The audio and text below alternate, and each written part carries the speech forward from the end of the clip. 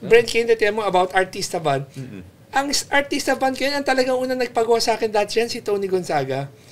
Talagang pinipilit niya gawin yung van niya. Kasi kaya ko gawin, wala namang, sinong loko-lokong gagastos ng 500,000 para na i-customize mo yung van mo? So, from Tony Gonzaga to Sam Milby to Dieter Ocampo to Angel Locsin, pang-5 client ko ang nagpasipa sa akin.